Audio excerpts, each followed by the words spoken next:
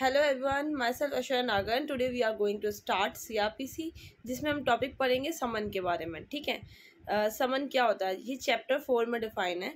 Process to compel appearance. अब हम जैसे कि किसी को कोर्ट में बुलाते हैं कि आप आके अपीयर हुई है, तो इसके लिए हम उनको समन देते हैं। समन दो तरीके के होते हैं, एक तो पर्सन्स को बुलाने के लिए, दूसरा होता है डॉक्यूमेंट्स को बुलाने के लिए। ठीक है, पर्सन्स को जो बुलाने के लिए समन है वो डील करते हैं 61 से लेकर 69 तक के सेक्शंस में।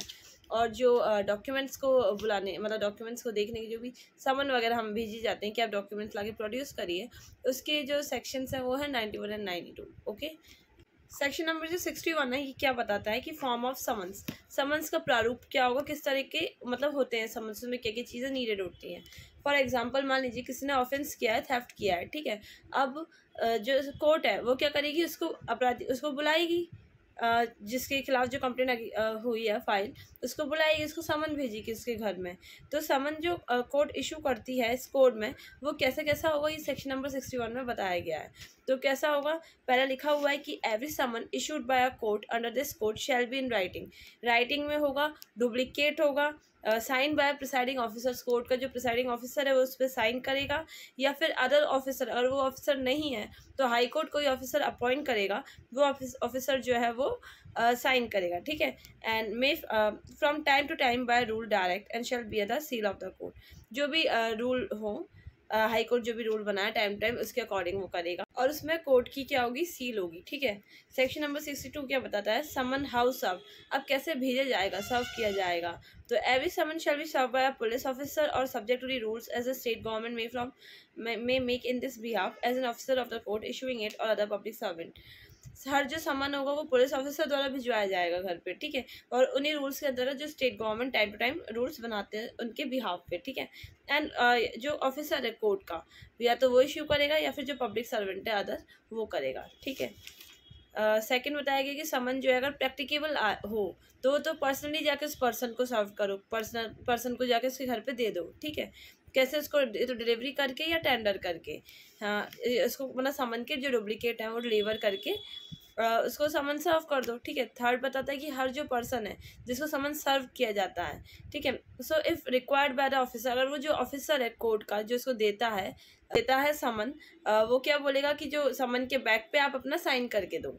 क्रिमिनल उससे मतलब जो भी व्यक्ति है जिसको समन दिया उससे बोलेगा। ठीक है, नाउ सेक्शन 63 क्या बताता है कि service of summon on corporate bodies और सोसाइटी। अब मान लो कोई इंस्टीट्यूशन है, फॉर्म वगैरह है, कॉर्पोरेट बॉडी है, सोसाइटीज़ हैं, तो उनको कैसे सर्व करेंगे समन्स। तो service of summon on a corporation कैसे होगा, उनके पहले हम सेक्रेटरी को देंगे, या फिर उनके लोकल मैनेजर को देंगे, या फिर प्रिंसिपल ऑफिसर जो है कॉर्पोरेशन का उनको देंगे। ठीक है, उनको एक लेटर भेजेंगे हम रजिस्टर्ड पोस्ट से, address to the chief officer of the corporation, उनके नाम से एड्रेस करेंगे, और in the case service shall be deemed. और इस तरीके से होगा तो ये माना जाएगा कि लेटर जो है वो ऑर्डिनरी कोर्स में वहाँ तक पोस्ट के द्वारा पहुँच चुका है। ठीक है, दिशा की तामील तब हुई समझी जाएगी जब डाक द्वारा वो साधारण रूप से पत्र वहाँ पे पहुँच जाता है। ठीक है, एक्सप्लेनेशन बताया गया कि जो कॉर्पोरेशन है इसमें इनकॉर्पोरेटेड या फिर कोई अदर बॉडी कॉर्पोरेट हो गई, जैसे इसमें सोसाइटी जो है रजिस्टर्ड है, जो सोसाइटी रजिस्ट्रेशन एक्ट के अंतर्गत 1860 के अंतर्गत जो रजिस्टर्ड है सोसाइटीज़ वो सब भी इसमें इंक्लूड होती हैं। ठीक है, नाउ सेक्शन 64 क्या बताता है कि service when person someone can not be found. अब जिसको हमने समन पे मतलब किया, समन भेजा, और वो पर्सन फाउंड नहीं हो रहा है, तो हम क्या करेंगे, मिल नहीं रहा। तो जो पर्सन है जिसको हमने समन कराया था और हमने मतलब पूरी ड्यू डिलिजेंस अपनी कोशिश लगा ली पर वो मिल नहीं रहा है, तो समन को क्या करेंगे, कैसे सर्व करेंगे। समन की जो डुप्लीकेट है उसके घर के जो अडल्ट मेल मेंबर है उसको देंगे हम। ठीक है, जो वहाँ पे उसके साथ रहता था, उस पर्सन के साथ विथ होम समन उसके पास छोड़ेंगे, और if so required by the officer, और ऑफिसर अगर बोलेगा तो वो समन के बैक पे वही अडल्ट मेल मेंबर अपना साइन करके देगा।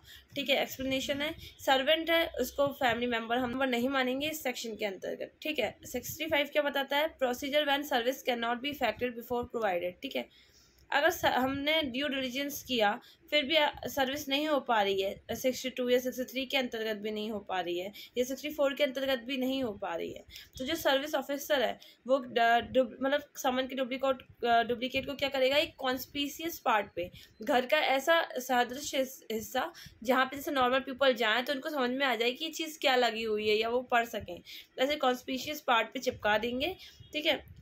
इन which person summon ordinary resides, जहाँ पे वो व्यक्ति रहता है उसके घर के बाहर, एक कॉन्स्पिशियस पार्ट पे, ठीक है। और उसके बाद कोर्ट में, और आफ्टर मेकिंग ऐसी इंक्वायरीज करके जो सही लगे, या तो डिक्लेयर कर देंगे कि समन ड्यूली सर्व हो चुका है, हमने वहाँ पे जाके चिपका दिया था। अगर ऐसा नहीं होता है, ड्यूली सर्व नहीं हो पाता, तो हम एक फ्रेश जो सर्विस है समन की, फ्रेश मैनर से मैनर में जो भी प्रॉपर मैनर दिया गया है उसके अकॉर्डिंग हम कर देंगे नई सर्विस, ठीक है। देन 66 क्या बताता है, अगर गवर्नमेंट सर्वेंट को हमें समन देना हो तो हम कैसे देंगे, ठीक है। अब जहाँ पे पर्सन समन किया गया है और वो गवर्नमेंट का सर्वेंट है और कोर्ट इशू कर रहा है समन, वहाँ पर जहाँ पे व्यक्ति वो ऑर्डिनरी सेंड कर रहा है उसकी डुप्लीकेट उसके हेड ऑफिस में, ठीक है, जहाँ पे वो काम करता है या फिर उसका हेड को देगा, such head shall thereupon cause the summon to, तो ये माना जाएगा कि समन सर्व्ड हो गया है मैनर में जो 62 में मैनर प्रोवाइड किया था, और and shall return it to the court, और कोर्ट में रिटर्न कब करेगा, उसके सिग्नेचर वगैरह करवा के, ठीक है। वही लिखा हुआ है हिंदी में कि जहाँ समन किया गया है व्यक्ति सरकार की सक्रिय सेवा में, सर्वेंट ऑफ गवर्नमेंट है, तो जो समन जारी करने वाला जो न्यायालय है वो मामूली तौर पे ऐसा समन जो है वो 2 प्रतियों में उसके कार्यालय के प्रधान को भेजेगा, जो हेड है उसको भेजेगा, मतलब 2 मतलब कॉपीज में, और जिसमें वह व्यक्ति सेवा के, जहाँ पे वो एम्प्लॉयड है व्यक्ति, और तब यह प्रधान 62 के उपबंधित प्रकार से समन की तामील कराएगा, और फिर जो प्रधान है वो 62 के जो मैनर है उसके अकॉर्डिंग वो समन की तामील कराएगा, और उस धारा द्वारा अपेक्षित पृष्ठांक सहित उस पर अपने हस्ताक्षर करके, और वही अपने इसमें हस्ताक्षर करके न्यायालय को वापस लौटा देगा, ठीक है। सेकंड है, ऐसा हस्ताक्षर सम्यक तामील का साक्ष्य होगा, और वो साइन ऐसे करता है बैक पे, तो ये माना जाएगा कि प्रॉपर सर्विस हो चुकी है, ठीक है। सेक्शन नंबर जो 67 है कि क्या बताता है कि service of summon outside local limits, मान लो जो व्यक्ति है विटनेस है वो रह रहा है दूसरी जगह पे, जैसे कि मान लो ग्वालियर है तो वो ग्वालियर में ना रह के इंदौर में रह रहा है, तो अब इंदौर में हमें समन की सर्विस करानी है तो कैसे कराएंगे, तो कोर्ट क्या करता है, जहाँ पे कोर्ट चाहता है कि इसको जो सर्व कराना है समन, अगर वो लोकल जुरिस्डिक्शन से बाहर सर्व करवाना चाहता है तो वो क्या करेगा, वहाँ की जो लोकल वहाँ का जो कोर्ट है वहाँ पे जो मजिस्ट्रेट है उनको समन की डुप्लीकेट देगा, जिनकी लोकल जुरिस्डिक्शन में पर्सन रहता है, तो और वहाँ पे वो ऐसा सर्व करवाएगा समन्स, ठीक है। देन 68 में बताया गया है proof of service in such cases when service officer not present.